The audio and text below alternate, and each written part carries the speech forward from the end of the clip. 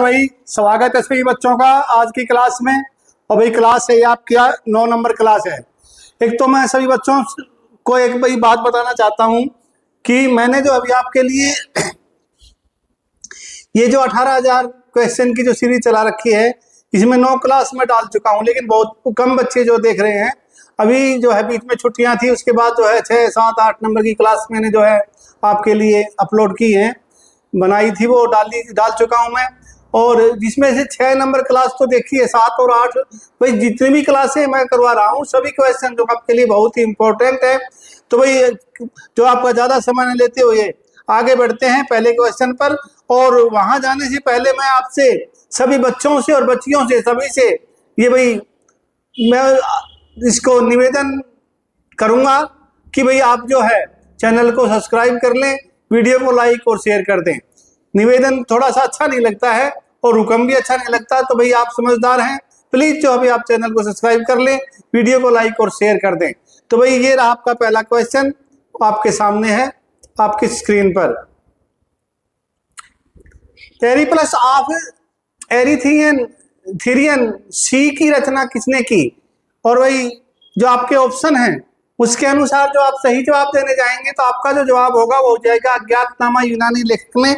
और इस क्वेश्चन का जो आपका सही जवाब है ऑप्शन डी है। अगला क्वेश्चन है भैया आपका, फाहियान कहाँ का निवासी था? और भाई इस क्वेश्चन का जो सही जवाब आप देंगे तो ऑप्शन सी जो भी आपके क्वेश्चन का सही जवाब हो जाएगा, वो भाई चीन के थे। अगला क्वेश्चन है आपका, फाहियान किसके शासन काल में भारत आया था? और उस जो है शासक का नाम आपको बताना है। और जो सही नाम आप चुनेंगे, सही नाम आप बताएंगे तो भाई जो नाम आएगा निकल के वो चंद्रगुप्त द्वितीय जो भी आपका सही जवाब हो जाएगा। ऑप्शन डी जो भी आपके क्वेश्चन का जो है वो सही जवाब है। अगला क्वेश्चन है भाई, हर्षवर्धन के समय में कौन सा चीनी यात्री भारत आया था? उनका नाम आपको बताना है। और सही जो जवाब आप देंगे तो भाई ऑप्शन डी ह्वेनसांग जो भी आपका सही जवाब हो जाएगा। ऑप्शन डी जो भी आपके क्वेश्चन का जो है वो सही जवाब है।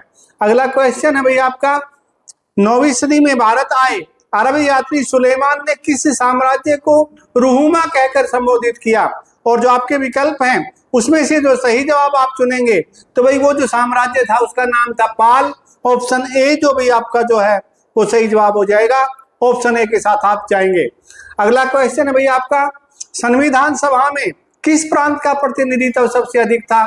उस प्रांत का नाम आपको बताना है और सही नाम आप चुनेंगे तो भाई आपका जो सही जवाब होगा तो ऑप्शन डी संयुक्त प्रांत जो अभी आपका सही जवाब हो जाएगा। ऑप्शन डी के साथ आप जाएंगे, संयुक्त प्रांत आपका जो है वो वाजिब जवाब होगा। अगला क्वेश्चन है भाई आपका, संविधान सभा में किस देशी रियासत के प्रतिनिधि ने भाग नहीं लिया था? वो आपको बताना है। और आपके विकल्प है 4 में से सही जवाब है ऑप्शन सी हैदराबाद के साथ आप जाएंगे। ऑप्शन सी ने आपका जो है वो सही जवाब है। अगला क्वेश्चन है, बी आर अम्बेडकर का संविधान सभा में निर्वाचन हुआ था, वो भाई कहाँ से हुआ था वो बताना है आपको। और जो आपके विकल्प है उसमें से जो आप सही जवाब देंगे तो भाई पश्चिमी बंगाल जो अभी आपके क्वेश्चन का जो है वो सही उत्तर होगा, सही जवाब होगा, पश्चिमी बंगाल के साथ आप जाएंगे। अगला क्वेश्चन है भैया आपका, मुस्लिम लीग ने किस कारण संविधान सभा का बहिष्कार किया? और भाई आपके विकल्प आपके सामने हैं, चारों विकल्प आप ध्यान से पढ़िए और फिर अपना जो है सही जवाब आप दीजिए। उम्मीद करता हूं आप सही जवाब देंगे। और सही जवाब आप देंगे तो भाई आपका ऑप्शन सी, मुस्लिम लीग मुस्लिमों के लिए जो भाई एक अलग संविधान सभा चाहता था, इसलिए जो भाई उसने इसका बहिष्कार किया था। ऑप्शन सी जो भी आपके क्वेश्चन का जो है वो सही जवाब हो गया। अगला क्वेश्चन है भैया आपका, संविधान सभा का चुनाव निम्न में से किस आधार पर हुआ? और वो भाई आपको जो विकल्प है उनमें से जो सही जो जवाब आप देंगे तो आपका जो सही जवाब जो निकल के आएगा वो आएगा भी आपका वर्गीय मताधिकार जो अभी आपका ऑप्शन डी आपके क्वेश्चन का सही जवाब हो जाएगा।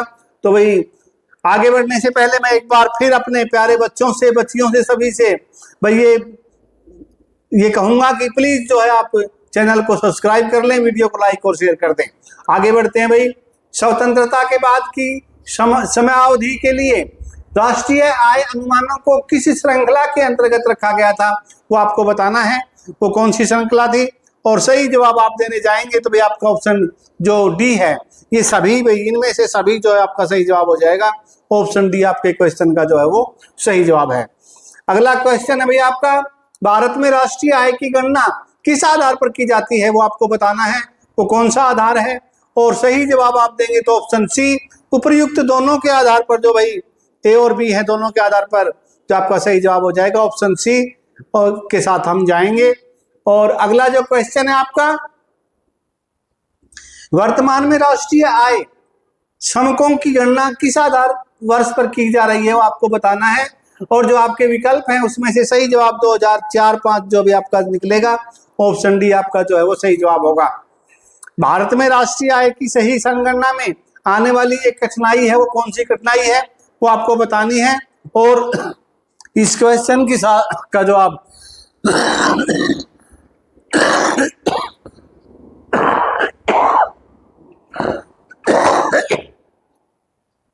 सॉरी भाई, माफी चाहता हूं आपसे। ऑप्शन ए जो भाई आपका अमौद्रिक क्षेत्र का अस्तित्व जो है आपके क्वेश्चन का जो है वो सही जवाब होगा, ऑप्शन ए के साथ आप जाएंगे।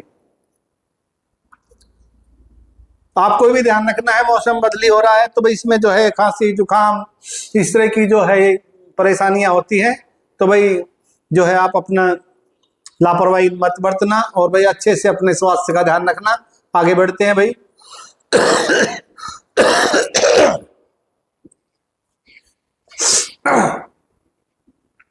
भारत में राष्ट्रीय आय की सही संगणना में कौन सी समस्या सामने नहीं आती है वो बताना है आपको। और आपके जो विकल्प है उसमें ऑप्शन ए, पर्याप्त एवं सही सांख्यिकीय विधियों की कमी, जो अभी ये आपके ऑप्शन इसका जो क्वेश्चन का सही जवाब हो जाएगा ऑप्शन ए। अगला क्वेश्चन है भाई आपका, सौर पृष्ठ पर लगभग कितना तापमान होता है उस तापमान को आपको बताना है। और सही जो जवाब आप देंगे तो आपका जो ऑप्शन सी है 6000 डिग्री सेल्सियस जो भी आपका सही जवाब हो जाएगा, ऑप्शन सी के साथ आप अपना विकल्प चुनेंगे। सूर्य की चमकीली बाह्य परत को जाना जाता है और भाई इस परत का जो नाम है वो आपको बताना है। उम्मीद करता हूं आप जो है सही जवाब चुनेंगे और सही जवाब चुनेंगे तो ऑप्शन ए के साथ आप जाएंगे, फोटोस्फीयर जो भी आपका सही जवाब हो जाएगा, ऑप्शन ए आपका जो है वो करेक्ट आंसर होगा। भाई थोड़ा सा मैं पानी का ले लेता हूं, थोड़ा सा दिक्कत आ रही है थोड़ी।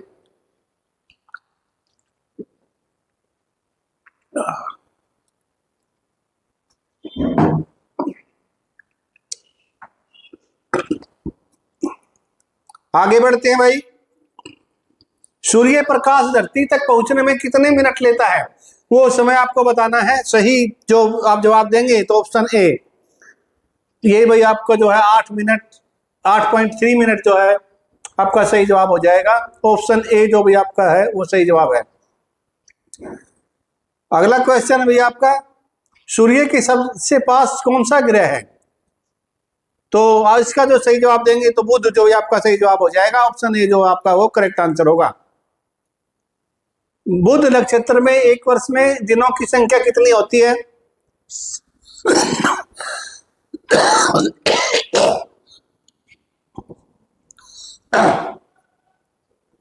सही जो जवाब होगा भाई आपका वो हो जाएगा ऑप्शन डी, 88 जो भाई दिन होते हैं एक वर्ष में बुध नक्षत्र में। और आगे बढ़ते हैं, स्थलमंडल पृथ्वी के कुल क्षेत्रफल का लगभग भाग घेरता है, कितना भाग घेरता है वो भाई आपका 29% जो भी आपका सही जवाब हो जाएगा।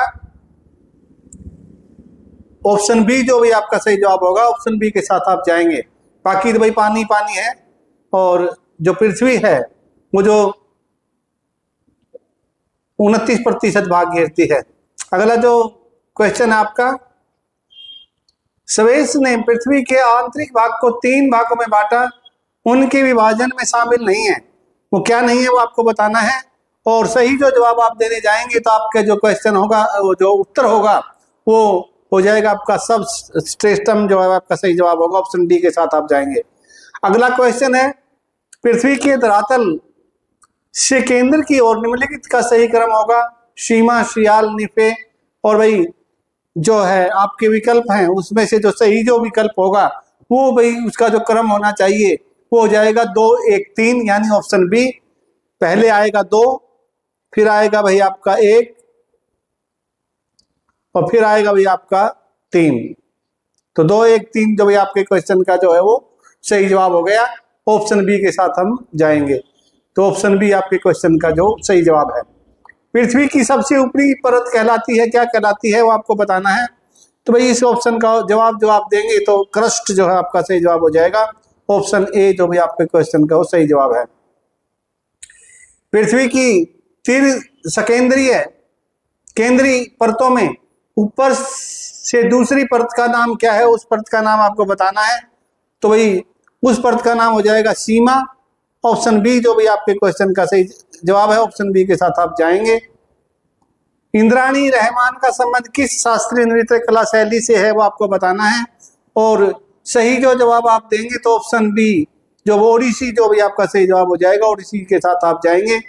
अगला क्वेश्चन है भैया आपका, बिरजू महाराज जो है निम्नलिखित में से किस शास्त्रीय नृत्य शैली से संबंधित है। इस क्वेश्चन का जो जवाब होगा वो हो जाएगा कथक,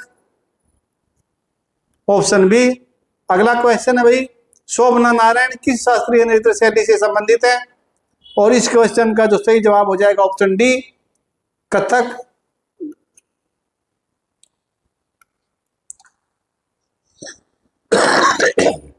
अगला क्वेश्चन है भाई, रागिनी देवी किस शास्त्रीय नृत्य शैली से संबंधित है, और इस क्वेश्चन का जो आप जवाब देने जाएंगे तो मोहिनी अट्टम जो भी आपके क्वेश्चन का सही जवाब होगा। अगला क्वेश्चन है, केलुचरण महापात्र निम्नलिखित में से किस नृत्य से जुड़े हैं, और भी आपके जो विकल्प हैं वो उसका सही जवाब हो जाएगा ओडिसी, ऑप्शन बी जो भी आपके क्वेश्चन का जो है वो करेक्ट आंसर है। अगला जो क्वेश्चन है आपका, जल के आयतन में क्या परिवर्तन होगा यदि तापमान 9 डिग्री सेल्सियस से गिराकर 3 डिग्री सेल्सियस कर दिया जाता है। तो भाई उस स्थिति में क्या पोजीशन बन जाएगी वो आपको बतानी है, और सही जो जवाब आप चुनेंगे तो भाई इस क्वेश्चन का सही जवाब हो जाएगा ऑप्शन सी, आयतन पहले घटेगा और बाद में बढ़ेगा। तो ऑप्शन सी के साथ हम जाएंगे, ऑप्शन सी आपके क्वेश्चन का जो है वो सही जवाब है। एक झील में तैरने वाली इस्पात की नाव के लिए नाव द्वारा विस्थापित पानी का भार कितना है वो आपको बताना है, और सही जो जवाब आप देंगे तो ऑप्शन जो आपका सी है, नाव के उस भाग के भार के बराबर जो झील के पानी की सतह के नीचे है। ऑप्शन सी जो भी आपका वो सही जवाब हो जाएगा, ऑप्शन सी के साथ जो है आप जाएंगे। अगला क्वेश्चन है भाई, किसी कालीन की सफाई के लिए यदि उसे छड़ी से पीटा जाए तो उसमें कौन सा नियम लागू होता है, उस नियम का बताना है आपको। तो ये हो जाएगा भाई आपका गति का पहला नियम, ऑप्शन ए जो भी आपके क्वेश्चन का जो है वो वाजिब जवाब होगा, सही जवाब होगा। अगला जो क्वेश्चन है आपका, सड़क पर चलने की अपेक्षा बर्फ पर चलना कठिन है क्योंकि भाई बर्फ में सड़क की अपेक्षा घर्षण कम होती है, और भाई ऑप्शन जो डी है आपका वो इस क्वेश्चन का आपका सही जवाब हो गया, ऑप्शन डी के साथ आप जाएंगे, ऑप्शन डी आपका जो है वो करेक्ट आंसर है। अगला क्वेश्चन है भाई आपका, रोड़ी युक्त सड़क की तुलना में बर्फ पर चलना कठिन होता है क्योंकि, और इस क्योंकि का जो जवाब है आपको ढूंढना है, और सही जो जवाब आप ढूंढेंगे क्योंकि का तो वो निकलेगा आपका ऑप्शन बी। भाई पैर या तथा बर्फ के मध्य घर्षण बल रोड़ी एवं पैर के मध्य घर्षण बल की तुलना में कम होता है, ऑप्शन बी जो भी आपके क्वेश्चन का जो है सही जवाब हो गया, ऑप्शन बी के साथ आप अपना मत रखेंगे। और अगला क्वेश्चन है आपका, किन किरणों के प्रकीर्णन से नाभिक के आकार का आकलन किया जा सकता है, और भाई आपके जो विकल्प हैं वो आपके सामने हैं। सही जो जवाब आप चुनेंगे तो भाई वो जो जवाब होगा आपका वो हो जाएगा ऑप्शन ए, अल्फा कण जो है भाई आपका वो सही जवाब होगा, ऑप्शन ए जो भी आपके क्वेश्चन का जो है वो सही जवाब है। आप को बता दें भाई कि जो है ये अल्फा कणों के प्रकीर्णन का उपयोग करके जो है भाई नाभिक के आकार का आकलन किया जा सकता है। तो ऑप्शन ए अल्फा कण जो है आपके क्वेश्चन का सही जवाब हो गया। श्रवण पत्र से किसके प्रकीर्णन का अध्ययन करके रदरफोर्ड ने नाभिक की खोज की थी वो आपको बताना है, और भाई आपके जो विकल्प हैं उनमें से जो सही जवाब आप चुनेंगे तो भाई जो है ऑप्शन ए आपके क्वेश्चन का सही जवाब होगा, अल्फा कण जो भी आपका वो जो है वो सही जवाब हो जाएगा, ऑप्शन ए जो है वो आपका सही जवाब है, अल्फा कण।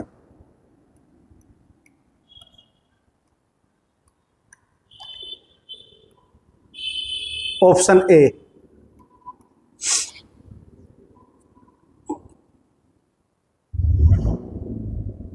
अगला क्वेश्चन है भैया आपका, रदरफोर्ड के ए कणों, अल्फा कणों के प्रयोग ने सर्वप्रथम दिखाया कि परमाणु में होता है, क्या होता है भाई, वो आपको बताना है। और आपके जो विकल्प हैं वो जो आपके सामने हैं, सही विकल्प आप चुनेंगे तो भाई आपका जो जवाब होगा ऑप्शन सी, नाभिक जो भी आपका सही जवाब हो जाएगा, और ऑप्शन सी आपका जो है वो करेक्ट आंसर होगा। रदरफोर्ड का पतले श्रवणकण पर अल्फा कण प्रकीर्णन प्रयोग निम्नलिखित में से किसकी खोज के लिए उत्तरदायी है? अभी हमने आपको थोड़ी देर पहले बताया ही था। और भाई इस क्वेश्चन का जो सही जवाब होगा ऑप्शन जो आपका सी है वो सही जवाब होगा। परमाणु नाभिक जो है वो सही जवाब हो जाएगा, ऑप्शन सी आपका जो है करेक्ट आंसर है। अगला क्वेश्चन है भाई, रदरफोर्ड के प्रकीर्णन परिसर ने किसकी मौजूदगी को सिद्ध किया है? और भाई ये है ऑप्शन का जो आपका, इस क्वेश्चन का जो आप सही जवाब देंगे तो परमाणुओं में न्यूक्लियस जो है आपका सही जवाब हो जाएगा, ऑप्शन सी जो है आपका वो सही जवाब होगा। अगला क्वेश्चन है भाई आपका, विषाणु निर्जीव माने जाते हैं क्योंकि उनमें जो है आपको बताना है, क्योंकि का जवाब देना है। और इस क्वेश्चन का जो आप सही जवाब देने जाएंगे तो ऑप्शन बी के साथ आपका जो है विकल्प सही रहेगा। और ये जो है भाई ऑप्शन बी, ये क्रिस्टलाइज हो सकते हैं, ऑप्शन जो बी है आपका वो सही जवाब है। एंजाइम अनुपस्थित होते हैं वे किसमें, वो आपको बताना है। और आपके जो विकल्प हैं उसमें जो सही जवाब आप चुनेंगे तो विषाणुओं में जो आपका सही जवाब हो जाएगा, ऑप्शन बी आपका जो है करेक्ट आंसर होगा। विषाणु में क्या होता है वो आपको बताना है। और भाई आपका जो सही जवाब होगा ऑप्शन जो बी है, न्यूक्लिक एसिड और प्रोटीन आपके क्वेश्चन का सही जवाब हो जाएगा, ऑप्शन बी आपका करेक्ट आंसर होगा। आलू में मोजेक रोग यानी मोजेक डिसीज जो है भाई का कारक तत्व क्या है वो बताना है आपको, किस कारण से होता है ये रोग आलू में। और इस क्वेश्चन का जो आप सही जवाब ढूंढेंगे तो भाई विषाणु आपका जो है सही जवाब निकलेगा, ऑप्शन ए के साथ हम जाएंगे। निम्नलिखित में से किस वनस्पति जगत के पौधों को शैवाल के नाम से जाना जाता है? और आपके जो विकल्प हैं उनमें जो सही जो जवाब आप ढूंढेंगे तो ऑप्शन जो है आपका बी, थैलोफाइटा जो आपका सही जवाब हो जाएगा, और ऑप्शन बी के साथ हम जाएंगे। तो भाई आगे बढ़ते हैं आप, 46वां क्वेश्चन आपके सामने है, भारत में कृषि लागत के संदर्भ में एमएसपी क्या है? तो उम्मीद करता हूं सभी बच्चे इसका जो है सही जवाब जानते होंगे, और सही जो जवाब जानते होंगे तो वो भाई डी के साथ जाएंगे, मिनिमम सपोर्ट जो है प्राइस। इस क्वेश्चन का सही जवाब हो गया कि भाई न्यूनतम समर्थन मूल्य जो है, हम इसको जो है हिंदी में बोलेंगे न्यूनतम समर्थन